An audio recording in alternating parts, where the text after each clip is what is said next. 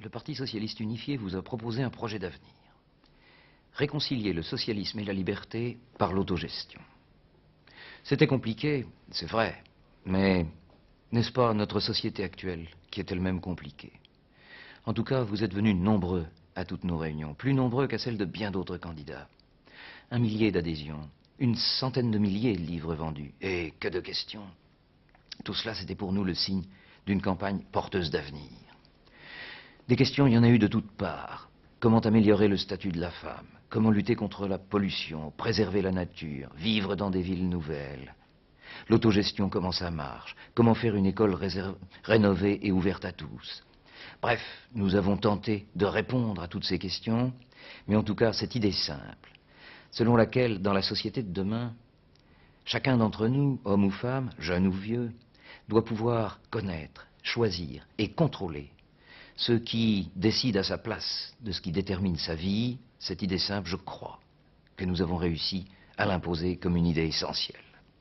Des centaines de milliers de personnes nous ont fait confiance, sans compter tous ceux qui, d'accord avec nous, ont jugé utile de faire pour le court terme un choix tactique différent parce qu'ils l'ont cru efficace. L'important, c'est la situation d'aujourd'hui. La gauche peut vaincre. Si les travailleurs de ce pays reprennent confiance en eux-mêmes, la marche vers l'autogestion devient possible. Et cela, nous le pouvons. Que la France sorte du conformisme où elle s'endort. Qu'elle commence une transformation sociale audacieuse et généreuse. Cela, c'est notre vœu, et une victoire de la gauche peut le rendre possible. Nombreux sont les candidats de gauche beaucoup mieux placés qu'au premier tour de 1968. Pour nous, c'est Yves Le Foll à Saint-Brieuc. Moi-même, dans les Yvelines, après quelques sondages curieusement défavorables au début, je me retrouve beaucoup mieux placé qu'au premier tour contre M. Couve de Murville. Et puis aussi Louis Besson, candidat que nous soutenons à Chambéry-Nord. Mais surtout, de très nombreux candidats communistes et socialistes pour lesquels nous nous désistons.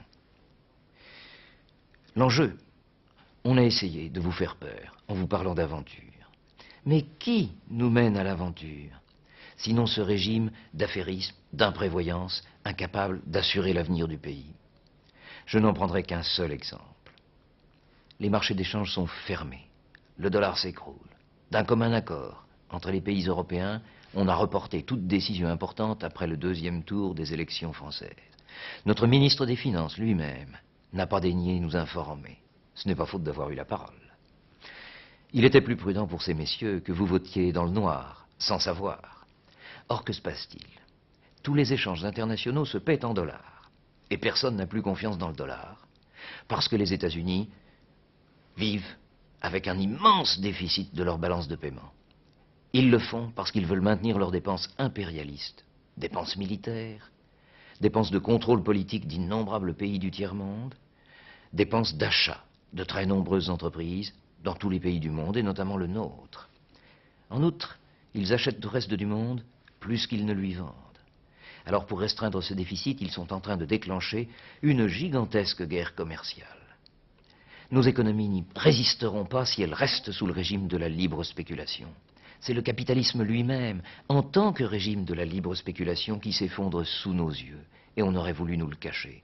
Pour sortir de cette situation, il y faut mettre de l'ordre, planifier, organiser les échanges commerciaux sur la base de contrats à long terme. La seule solution, c'est de construire petit à petit une Europe socialiste, contrôlée par les travailleurs. Mais cela ne peut se faire qu'à partir d'une volonté socialiste. Voilà un des enjeux. Il y en aurait d'autres. Il était compliqué, difficile. Ce n'est pas de ma faute. Comment vous redonner toute l'information qu'on vous a cachée? Ce régime, il veut nous endormir. Or, il faut réveiller la France, et c'est possible. Le 11 mars, vous ne voterez pas pour les candidats du pouvoir et de ses alliés réformateurs. Vous voterez, dans chaque circonscription, pour le candidat de gauche, parce que la gauche a su rassembler ses forces.